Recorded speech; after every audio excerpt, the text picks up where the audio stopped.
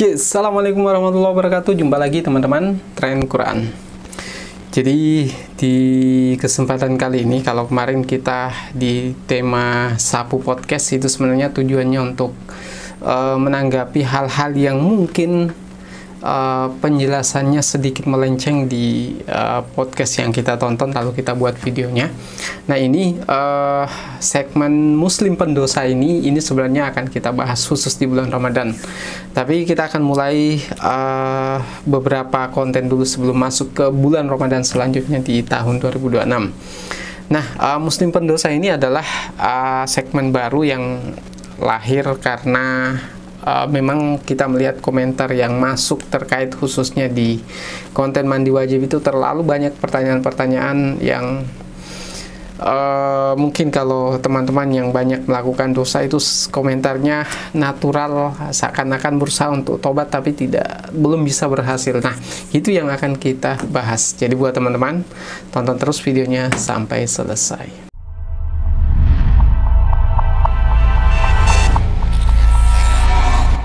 Oke teman-teman, Tren Quran. Jadi sebenarnya channel ini tidak sengaja saya tidak spesifik pada satu tema.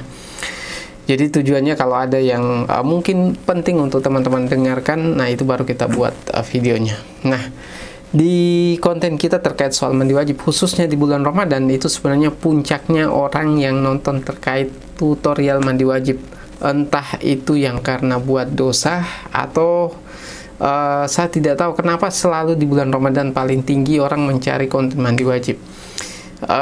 Banyak orang yang mungkin berusaha untuk bertobat di bulan Ramadan dan terus berusaha tapi kemudian gagal, dan komentar itu yang sering kita baca. Nah di video kali ini kita hanya ingin memberikan saran bahwa bagaimana lepas dari dosa yang sering kita lakukan, yang bukan berarti bahwa saya lebih baik dari teman-teman, tapi ini hanya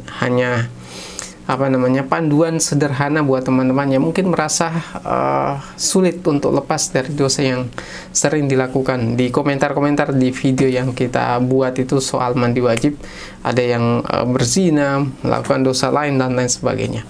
Nah yang pertama yang kita mau mengambil ungkapan dari Habib Umar bin Hafidz menyampaikan bahwa sekiranya kamu melakukan dosa ratusan kali sekalipun, maka jangan pernah ada terbesit di pikiran teman-teman, di hati teman-teman, bahwa kalau kita bertobat itu tidak akan diampuni. Bahkan teman-teman mungkin bertobat hari ini, bertobat di pagi hari, lalu kemudian di sore hari berbuat dosa lagi, lalu bertobat, lalu kemudian di pagi hari karena tidak bisa menahan untuk berbuat dosa yang sama, lalu berbuat dosa lagi, bertobat lagi. Kata Habib Umar bin Hafidz, kalau sekiranya kamu melakukan itu ratusan kali, maka jangan pernah terbesit di hatimu bahwa Tuhan tidak akan menerima tobatmu. Nah itu yang mindset yang perlu teman-teman ketahui, bahwa Tuhan tidak akan pernah, Allah Subhanahu wa Ta'ala tidak akan pernah bosan menerima taubat teman-teman. Tapi perlu juga diketahui bahwa akan ada batas umur kita yang kita tidak pernah tahu kapan itu akan tiba. Jadi kalau dalam Al-Quran disampaikan, iza ja'a ajaluhum la yastakhiruna sa'atan wa la yastaqdimun.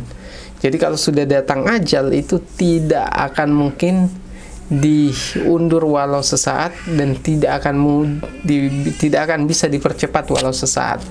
Jadi artinya apa teman-teman, boleh saja hari ini tobat, besok melakukan lagi, hari ini tobat, besok melakukan lagi. Tapi teman-teman harus paham bahwa ajal itu bisa datang kapan saja. Jadi kalau teman-teman berpikir bahwa masih bisa tobat besok, maka perhatikan lagi ayat yang tadi bahwa ajal kalau sudah tiba ditentukan itu tidak akan mungkin bisa dimundurkan walau sedetik, walau semenit. Jadi pastikan seberat apapun teman-teman berusaha untuk baik, bertobat, berbuat dosa, bertobat, berbuat dosa, maka pastikan bahwa harus ada usaha keras dari komitmen pribadi kita bahwa kita harus berhenti sebisa yang kita lakukan. Itu yang kedua. Yang ketiga,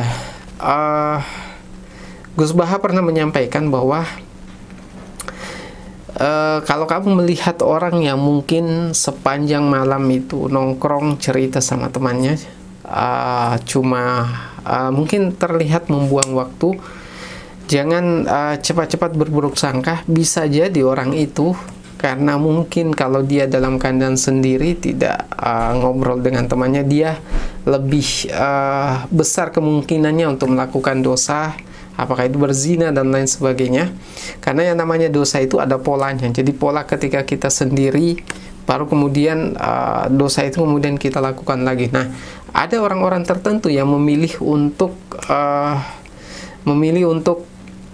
banyak bergaul, tidak melakukan, tidak berada di tempat yang sunyi, agar bisa menghindari dosa-dosa seperti itu. Nah, itulah teman-teman salah satu tipsnya kalau merasa sulit untuk terhindar dari dosa yang sering dilakukan, maka ganti dengan aktivitas yang lain. Paling tidak teman-teman cari teman ngobrol seperti yang disampaikan Gus Baha tadi. Cari teman ngobrol sehingga begitu teman-teman capek ngobrol, kemudian letih, capek, baru kemudian tertidur. Nah, itu salah satu tips penting yang perlu teman-teman ketahui. Nah, ada itu yang ketiga. Yang keempat, kalau teman-teman merasa sangat sulit sekali untuk lepas dari dosa yang rutin dilakukan, maka salah satu yang boleh dilakukan adalah mungkin kalau teman-teman tahu podcast Escape-nya Raymond Chen, maka yang kita lakukan adalah melepaskan diri dari komunitas yang punya pengaruh bagi kehidupan kita. Nah, itu salah satu tips-tips yang penting teman-teman lakukan, karena seseorang itu tergantung siapa temannya. Kalau temannya rata-rata karakternya buruk, maka dia juga akan ikut seperti itu. Maka memilih komunitas-komunitas yang baik untuk bergaul adalah salah satu cara untuk berhenti dari maksiat yang sulit bagi kita untuk melepaskan diri dari maksiat tersebut. Selain itu teman-teman, karena yang namanya dosa, apalagi dosa yang berulang-ulang dilakukan, seringkali masalahnya ada di pikiran.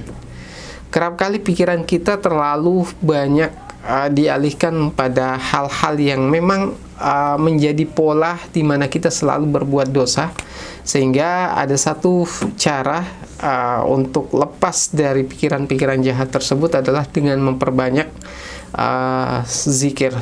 Zikir ini sebenarnya selain karena zikir itu untuk mengingat kepada Sang Pencipta, mengingat Allah Subhanahu wa taala, dengan zikir tersebut sebenarnya paling tidak itu bisa mengalihkan pikiran kita dari pikiran yang negatif ke pikiran yang positif. Jadi zikir itu artinya sebenarnya mengingat, artinya juga sadar. Jadi kalau kita dalam keadaan sadar bahwa kita berpikir salah, kemudian kita berzikir, maka pada saat berzikir itu kita dalam keadaan sadar bahwa kita mengingat Allah. Nah, itu beberapa tips buat teman-teman yang merasa sulit lepas dari dosa-dosa yang mungkin sangat sering dilakukan.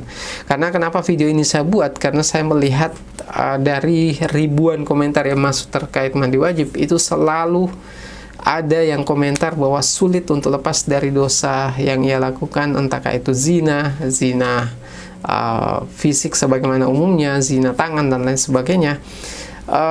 Itu tentunya karena banyak faktor. Bisa jadi karena pola hidup yang dilakukan itu memang mengarah untuk selalu melakukan itu, sehingga tipsnya tadi kita sampaikan bahwa bergaul dengan orang, banyak ngobrol dengan orang, tidak berada di tempat yang sunyi dan sebagainya, memperbanyak zikir dan lain sebagainya.